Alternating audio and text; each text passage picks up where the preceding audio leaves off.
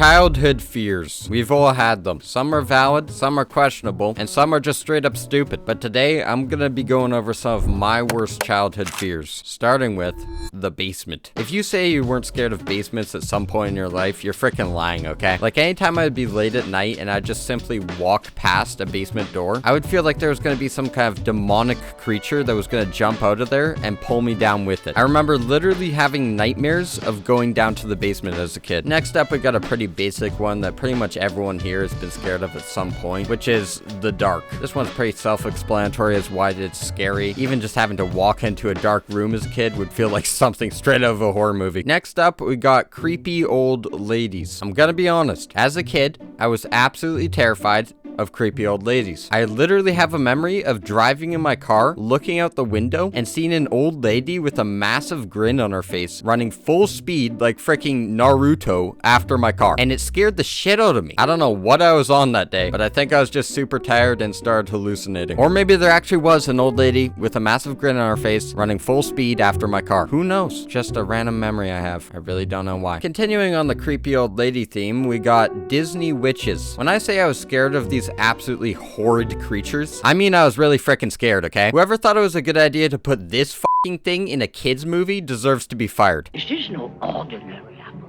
Like, holy shit, no one wants your apples. Get out of here, you disgusting freak. Moving on, we got having your feet hanging off your bed when you're trying to fall asleep. This one might sound stupid, but for some reason, anytime I used to do this, I would feel like there was something that was gonna grab my dogs. Hey, we listen and we don't judge, okay? Next, we got the sound of planes flying past. Anytime a loud plane would fly past, I would go into full-on panic mode and prepare for nuclear warfare. I don't know why, but every time this happened, I would just assume I was getting freaking bombed. I'd just be going about my day as usual, but as soon as I heard a plane, I'd be freaking diving for cover thinking I was in a war zone. Meanwhile, people around me wouldn't know what the heck I was doing. Moving on, we got being left sleeping on the couch downstairs alone. Now, this one may seem very specific, and it's because this exact scenario happened to me, and it was freaking traumatizing. One night, I decided to lay down on the couch because I was feeling a little bit tired, and I ended up falling asleep there. And usually, if this happened, my parents would carry me upstairs. But this particular night, they forgot to carry me upstairs because I was in the corner in a pile of blankets and hard to see. So I woke up expecting to be in my bed when I realized I was still on the couch downstairs all alone. So I did what anyone would do in this situation and,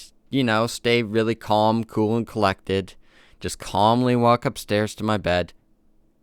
Yeah, no, I freaking booked it all the way upstairs and onto my bed while screaming at the top of my lungs and imagining creepy old ladies and witches chasing me. And that's why this would go on to be a massive fear of mine for many years to come. Next, we got tornadoes. Now, I've had a few experiences with tornadoes in my lifetime, and this one in particular was so bad that my family had to hide in the damn basement, which, mind you, was already a fear of mine, the basement, and we just had to wait it out. And I remember I was absolutely shitting myself the entire time, just gripping my freaking teddy bear, but luckily everything ended up being fine. Next, we got someone breaking into my house. This one was a pretty big fear of mine. It got to the point where sometimes before bed, I would literally go and lock all the doors of my house so that no one could get in. And that might seem like a pretty normal thing to do for some of you, but I live on a farm and literally no one does that here. There were a few times where people would pull into my yard late at night, and I kid you not, as soon as I saw them, I'd be thinking about grabbing a gun and planning my escape route. Meanwhile, the people that pulled in usually just had turned down the wrong road, but I was going into full-on survival mode. Moving on, we got strangers. Does he know about stranger danger?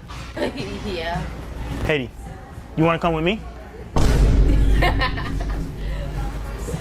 I always knew of the saying stranger danger, but I think at times I may have taken it a little bit too far. I'm gonna be honest. Like sometimes there'd be some of my parents' friends that I didn't know visiting our house, and I would just freaking death stare them and not trust them for a second the entire time. They'd say hi or something, and I'd just be thinking in my head, I will vanquish you. Next up, we got Voldemort. I mean, he doesn't have a nose and he looks paler than a Discord mod. And the way he grips his wand is just nasty. So no wonder I was a little bit scared of him, you know? Next is Dobby the house elf. I kind of like Dobby now, but as a kid, the idea of a little gremlin rat looking elf randomly appearing in my closet and spying on me 24/7 kind of creeped me out a little bit. And now that I think about it, that still creeps me out. A very similar creature to Dobby that scared the living daylights out of me is Gollum. The way he lurked around in the shadows, freaking half naked all the time, was just a little bit too much for me. I remember always imagining him waiting to pounce on me when it was dark. Alright, anyways, that's all the fears I got for y'all today. Thanks for watching.